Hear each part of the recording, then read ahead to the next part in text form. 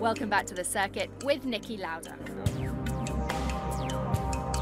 Next year, Formula One will undergo big design changes, and one of the most controversial has been the introduction of cockpit protection.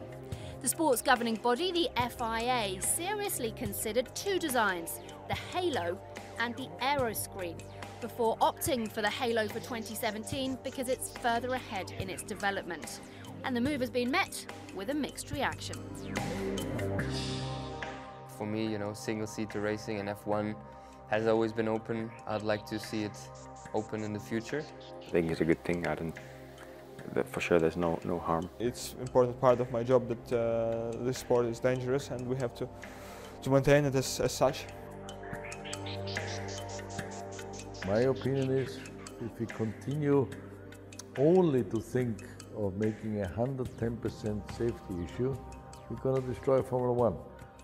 A lot of people would be surprised with that, though, given your history in terms of developing the safety of Formula One, given the recent fatal accidents across motorsport. Yeah, I have to say, if I would be a driver today, I would think different.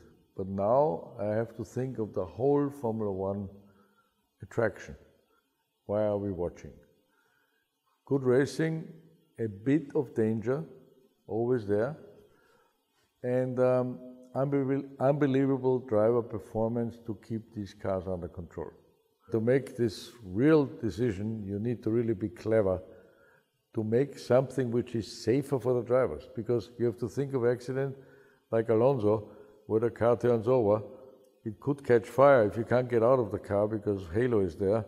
There are a lot of little details you have to watch, and as long as they are not all solved, please don't introduce it. What do you make of the other proposed changes for 2017? Very good, because we've been working hard on it, everybody together, all the teams and the FIA. We need to go 4 or 5 seconds quicker. This is the most important. We need wider tires to make the cars look more aggressive and attractive. We need different wings that we can slipstream again on the straight. And this is basically what we finally agreed. Because my criticism is drivers today, they had to work hard, they have to drive on the limit, everything is fine, but when they stand on the podium, they're sweating very little, I would say. So for the drivers to drive these cars today, it's easier. And this is what we have to do. Make it more attractive, make it more difficult, go 5 seconds quicker, and therefore we have to make these new rules for next year. So let's move back to this year then. The race here in Austria, it's been 2 wins in 2 for Nico. Can you see him making it 3?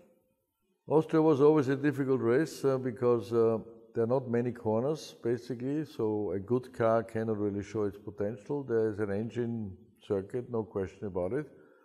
And I think the times between the cars, especially Ferrari is catching up, Red Bull is catching up, it's getting much closer at the front end of the grid. So the race will be interesting because there will be only 1/2 difference between the Mercedes, the Ferraris and the Red Bulls. So it's going to be an interesting race which is not that easy to win like in the past.